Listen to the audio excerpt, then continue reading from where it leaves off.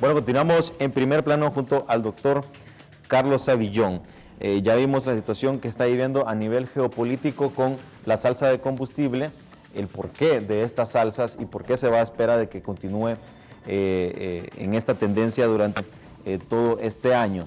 Hasta los momentos, el precio de combustible anda por $104.42.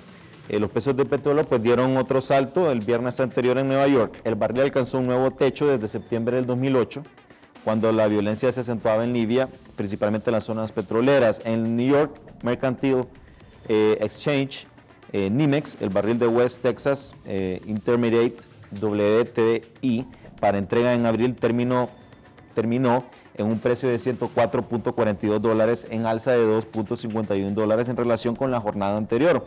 Los precios de la WTI se dispararon cerca de $18 más, del 21% en las dos últimas semanas, y alcanzaron en sesión $104.60, su nivel más alto desde el 29 de septiembre del 2008. En Honduras, pues ya hemos mencionado algunas estrategias que se están siguiendo, el cambio de horario para tratar de disminuir el uso del combustible, el gasto de combustible, también algunos cambios de vías en el país y este tipo de medidas de ahorro. El presidente de la Comisión para la Defensa de la Promoción de la Competencia, Óscar Lanza Rosales, expresó que el gobierno debe comenzar a propiciar la liberación paulatina al precio de los combustibles, como ocurre en la vecina Guatemala. Él dice: proponemos eliminar la regulación a los precios máximos al consumidor final de combustibles líquidos, indicó.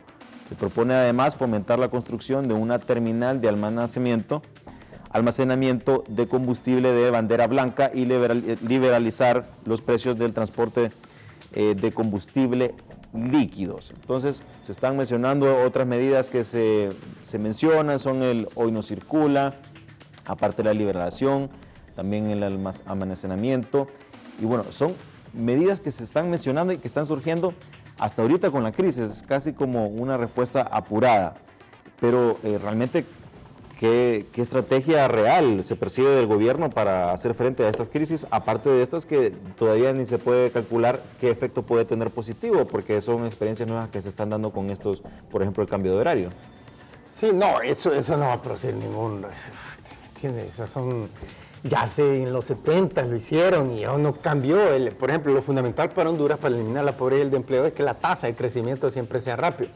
Entonces, en los Estados Unidos, en Europa, en todos los países hicieron esos esfuerzos de disminuir el consumo de gasolina, de que la gente, digamos, sobre todo se uniera, digamos, de una colonia y van a un lugar similar, entonces se van todos, hoy utilizan el carro de uno, hoy utilizan el carro del vecino, etcétera, así.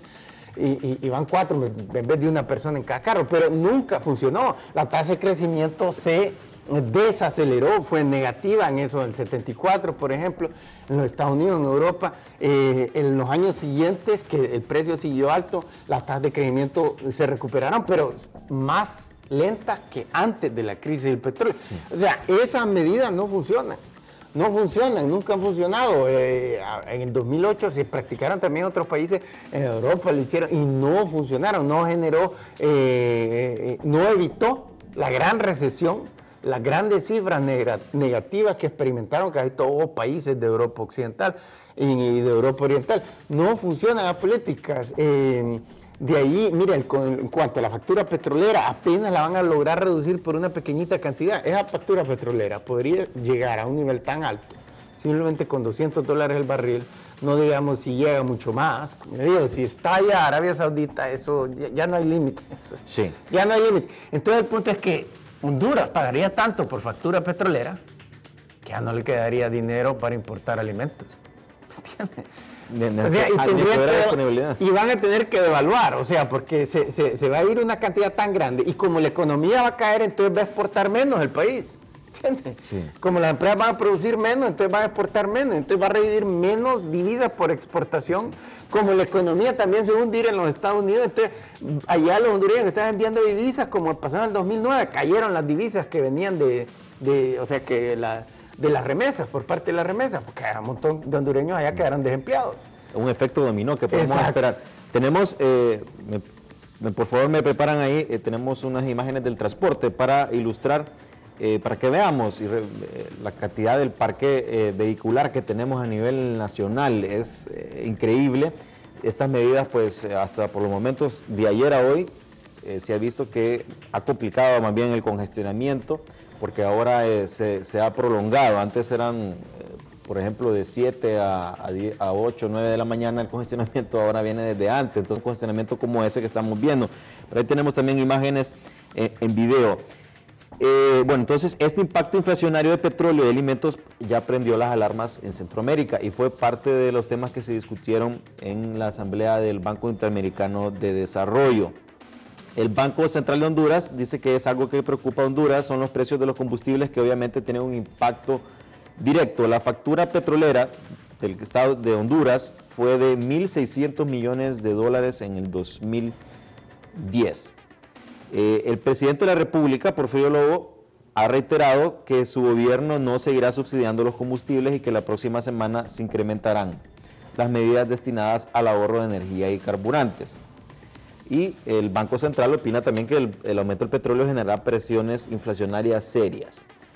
Ahora también está la situación también de la OPEP. La OPEP controla aproximadamente el 43% de la producción mundial de petróleo y el 75% de las reservas de petróleo. Son la Organización de Países Exportadores de Petróleo. En uno de ellos pues está Venezuela, que es muy conocido por eso. Entonces, esta situación del aumento de combustible a los países productores de petróleo les beneficia porque les trae mayor riqueza, pero a la mayoría del mundo le crea una crisis. Y Honduras pues no va a escapar de esta situación, en el cual pues ya estamos viendo un panorama con trastornos climatológicos, falta de alimentos, una alza de combustible y por supuesto va a crear esto una inestabilidad política. Recordamos que el propio expresidente Manuel Zelaya, después de haber acusado a medio mundo de haber sido el causante del golpe de Estado, pues en enero del 2010 finalmente dijo que el verdadero culpable del golpe habían sido las empresas petroleras, porque argumenta él de que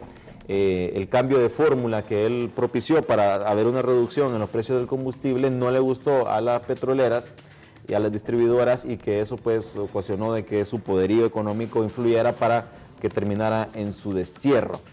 Entonces hay una situación similar ahora con esto del petróleo, en el cual pues va sin duda alguna a crear una inestabilidad política, no que se desencadene quizá de esa forma, pero sí con, mire, este panorama. Estamos hablando de una situación, mire, estamos hablando de que el precio de los alimentos podría dispararse de una manera. Los precios que estamos viendo en este momento elevados, del frijol, del arroz, del maíz, se estarían baratos, estarían a precio de gallo muerto comparado a lo que subirían tal vez en unas pocas semanas, si este escenario se presenta, que es casi seguro, porque mire, el problema es la posibilidad de que no se vaya a producir. Mire, cuando comenzó la revolución en Túnez, en enero, la gente dijo, no, nunca va a pasar. Aquí este hombre, Ben Ali, llevaba 23 años en el poder, y antes de él había habido otro tipo del mismo partido de él, 36, 32 años en el poder, desde la independencia en 1956, entonces decía, imposible.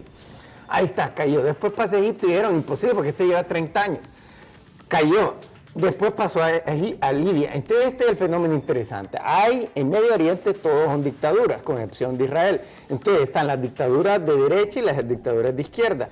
Las dictaduras de derecha, por ejemplo, Tunisia, Egipto, Arabia Saudita, los Emiratos, Qatar, Kuwait, todo eso son de derecha, algunas, las del Golfo, monarquías aliadas con los Estados Unidos. Las de izquierda son Gaddafi. Él, por ejemplo, le cambió el nombre en el 75 a su país, República Socialista Islámica, algunas tonterías así. Siria con Assad y Ahmadinejad en Irán. Entonces, para ellos usualmente el Islam es la prioridad, pero tienen políticas de izquierda, eso es secundario para ellos, no es como por ejemplo los latinoamericanos, que ese aspecto es, la derecha y la izquierda es lo prioritario. El punto es que las dictaduras de izquierda son las más represivas. Todas son represivas, son brutales, tratan como perros a su población y sobre todo a las mujeres. Pero estas son las de izquierdas, son las más represivas. Entonces, dentro de esas tres dictaduras de izquierda, el más brutal de todos es Gaddafi. Entonces, Gaddafi, cuando se comenzó a insurreccionar la gente en su país, dijo, aquí esto no va a pasar, yo no voy a hacer mariconadas como aquellos que los dejaron insurreccionar, yo los voy a aplastar. yo los voy a aplastar sin misericordia, porque él tiene la costumbre. En 1996 mató a 1.200 personas que le insurreccionaron en Benghazi. Sí. Entonces él no tiene ningún escrúpulo. Metralletas, todo. El punto es que esta vez no funcionó, ¿entiendes? ¿Por qué? Porque se envalentonaron con los dos vecinos. Están en el sándwich entre Tunisia y Egipto. Y dijeron, si lo pudieron hacer, nosotros también. Ahora, Gaddafi seguro que va a caer. ¿Cuándo va a caer? Tal vez hoy. Nos dicen las noticias más rápido que montó un avión y se fue al carajo. Porque ese fue el rumor hoy en la mañana. Sí. Imagínense que no, y esto sí, una guerra civil. Seguro que cae porque tarde o temprano, en la medida que él siga abusando de su fuerza aérea para dispararle a civiles, la Europa Occidental, los Estados Unidos eventualmente se van a decidir a por lo menos una de esas zonas de no vuelo. Eso ya lo deja sin fuerza aérea. Sin fuerza aérea se le acaba todo, porque han estado avanzando a una velocidad bien rápida, los rebeldes, de una ciudad van a la otra, y simplemente caen bien desorganizada, no están bien armados, pero simplemente llegan a una ciudad y el cuartel ahí abandona y se pasa al otro lado. La mayoría desertan, otros se pasan al lado de la resistencia. Entonces, ¿me entiendes? Solo hay 3 regimientos con los cuales puede contar él, que son los regimientos que dirigen sus 3 hijos. Pero una vez después de eso ya no, ya entonces solo Trípoli. Una vez que llega a Trípoli se va a armar una gran batalla ahí, va a haber miles de muertos, ya hay miles de muertos, pero al final va a caer. Entonces el mensaje, estos están haciendo eso, algo que era impensable, porque se envalentonaron con los otros. Si cae el más brutal de todos los dictadores, que ha así probado ser más brutal que en Irán, ¿entiendes? O que los Assad, del padre y el hijo en Siria. Entonces el mensaje es para los sirios, para los iraníes, pues nosotros también le cortamos la cabeza a este. Entonces no veo cómo diablos vaya a evitar que va a haber una insurrección en Irán. Y en Arabia Saudita, que realmente era menos posible, en este momento ya están visorando grandes posibilidades de que se destabilice completamente el país. Y viendo estas destabilizaciones que se hacen, viendo ahora el plano nacional, Honduras, por ejemplo, en el plano político viene de una coyuntura que se dio con el golpe de Estado, sucesión constitucional, como usted le quiera llamar, la salida de Manuel Zelaya, y seguimos con eso de que tras bastidores, pues muchos se hacen pues el agua a los bigotes, como dicen, con la idea de una constituyente que pues les permita la posibilidad de quedarse a ellos mientras se refunda el país, pues tener la posibilidad de estar mucho tiempo en el poder. Entonces se percibe de que hay muchas personas, ya sean derechas o izquierdas, que concuerdan con esta idea de refundar el país y una asamblea constituyente. La diferencia es que uno lo quieren para terminar siendo un país de izquierda, orientado hacia el sur, orientado a Chávez, a Fidel Castro y lo otro, y la otra es un partido conservador que ya se imagina tener una dictadura como tuvo Tiburcio Carías Andino y bueno, pues estar ellos en el poder durante mucho tiempo.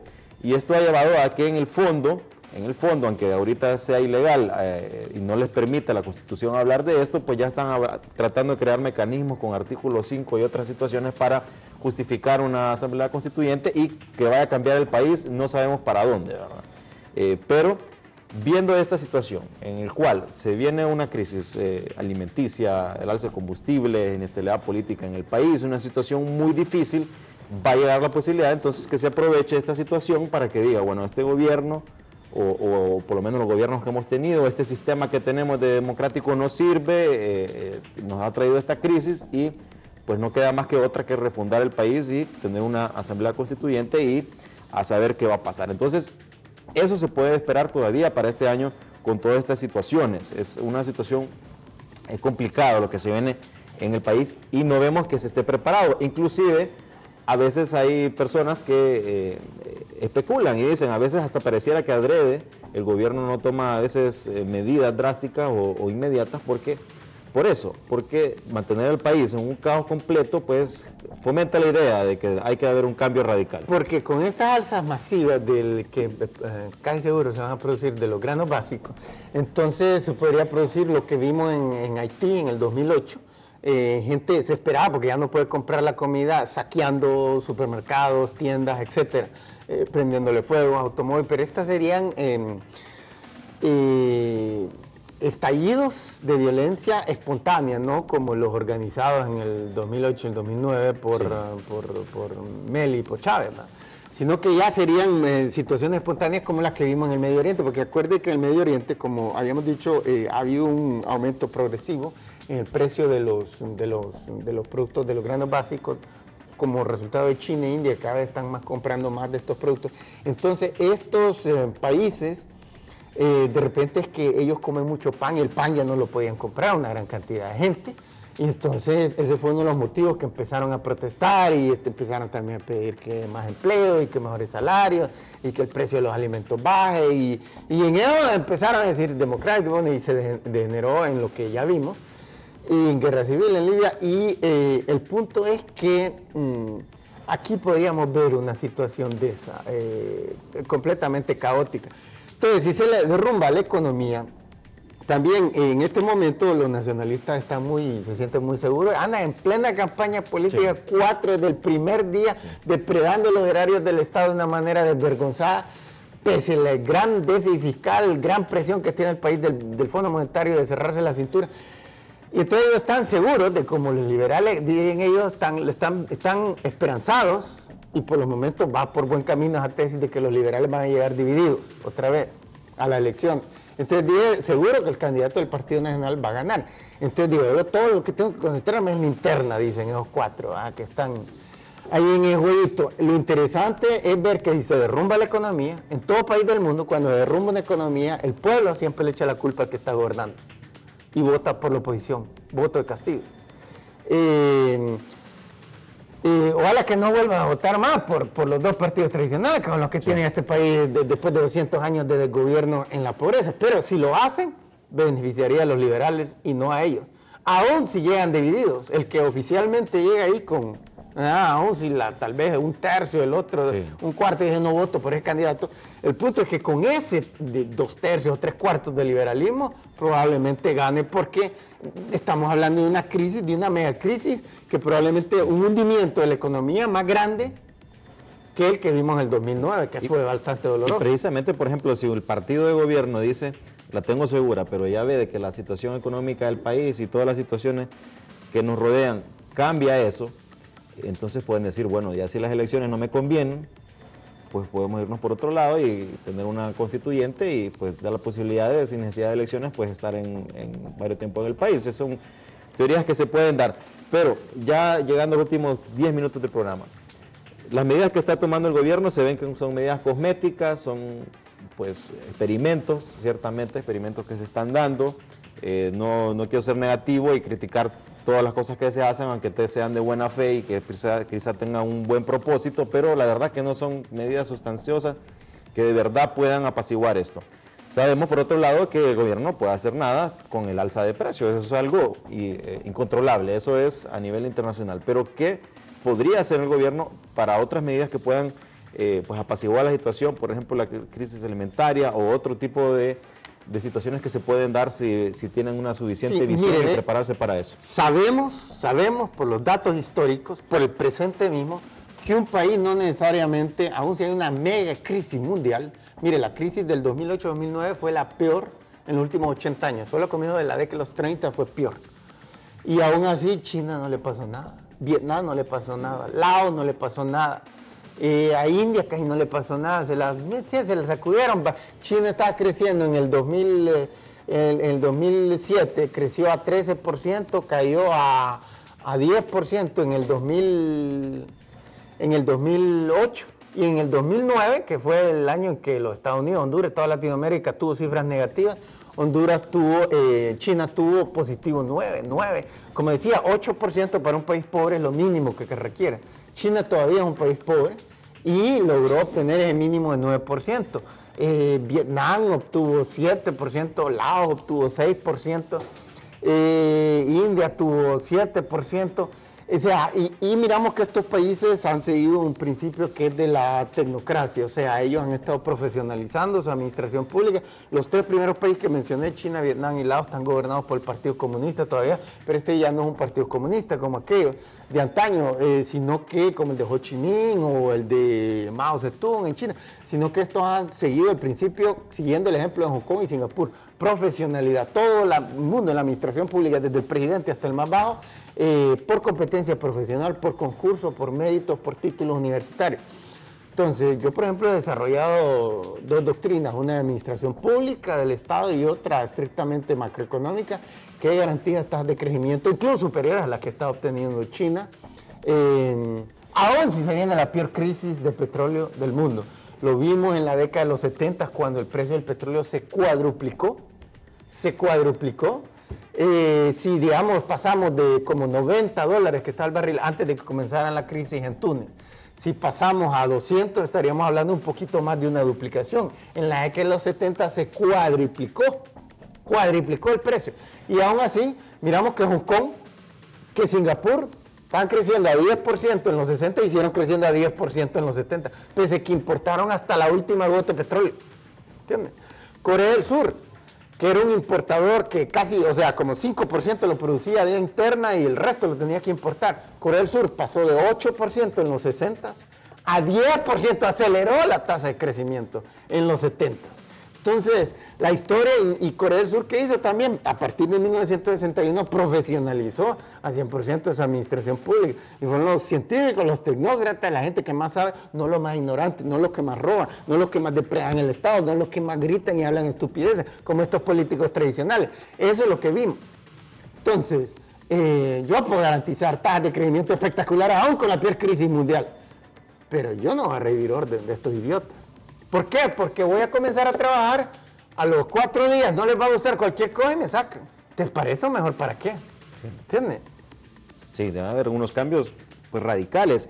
Ahora, en la situación de por ejemplo, me llama la atención porque muchas economías que han logrado desarrollarse, por ejemplo, Corea inició pues siendo un país que recibía ayudas, así como Honduras, prácticamente recibía cooperación de Estados Unidos, de otra gente, nada más con la diferencia de que ellos sí utilizaron los recursos para lo que debía hacer y sí aprovecharon las ayudas al punto que ahora ellos más bien cooperan a países como nosotros. Pero en cierta manera, hay un país cuando está viene de una inestabilidad o de una situación muy difícil, sí hemos visto de que en ocasiones un líder o un dictador, como usted le quiera llamar, una persona con mano fuerte, si bien hace las cosas bien, pone orden en el país y sienta las bases para una estabilidad que después pasa a ser una democracia nuevamente, y eso pues permite desarrollo de algunos países. Pero hay otros que han optado por líderes, como por ejemplo Fidel Castro, que lo cambiaron a Batista por un dictador de muchísimos años más, y que nunca logró pues sacar a Cuba adelante, de tal manera que si usted viaja a Cuba actualmente, lo va a ver como una postal de los años 50, en el cual pues están los mismos vehículos y los mismos carros y toda esta situación. Pero a lo que quiero caer es de que sí hay cambios políticos ligados a todas las crisis económicas, crisis internas que vienen en los países y que podría sufrir nuestro país. Así es, pero o sea, que dejen de estar fantaseando los nacionalistas que la división del Partido Liberal les va a garantizar el triunfo. Sí. Porque con esta crisis que viene, es decir, la gente le va a echar la culpa y a justo título, porque sabemos que hay gobiernos que les tiren los que les tire el mercado mundial, el mercado del petróleo, el mercado de precios, el que sea, ellos logran controlar. Mire otra cosa que pasó, el alza de precios, que un montón de países, incluso desarrollados, padecieron en la que los 70, Honduras la padeció, pero países como Singapur, por ejemplo, de paso estaban gobernados democráticamente, solo que hay un sistema democrático donde no dejan que lo peor participe. Aquí en Honduras, los peores son los únicos que participan, no dejan que los mejores se inventen. Pero una ley más chabacana es la ley electoral. Imaginen que aquí para que un partido, un candidato independiente, en las elecciones pasadas eran más de 40,000 firmas lo que tenía que reunir. Con 7, porque no hay ni 7 aquí en Honduras propiamente, que es donde se recogerían las firmas. 7 millones. Imaginen que en Egipto, la ley que están pasando ahorita, que acaban de pasar para el nuevo sistema democrático de Egipto, Egipto tiene 80 millones y solo le van a pedir 30,000 firmas para poder inscribirse un partido o un candidato.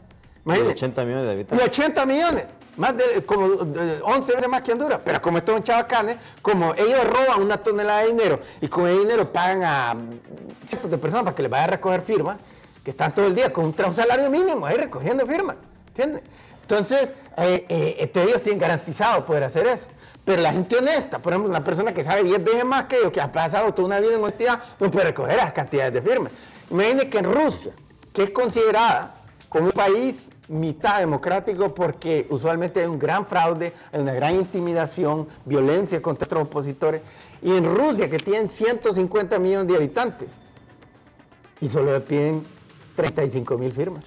Sí, tienen que venir reformas, y también la misma gente, porque todos los hondureños tenemos oportunidad cada 4 años de hacer un cambio, tenemos las opciones, hay otros partidos políticos, está la DC, está el Pino, hay otro, inclusive había uno independiente en la vez pasada. Que son malos también, que son malos, no creen en la profesionalidad, en la calidad, no que ponen a cualquier idiota. Sí, prácticamente son compromisos que se dan para tener adeptos. Usualmente confabulados con los partidos tradicionales, venden sus puestos de una manera como prostitutas, de una manera descarada.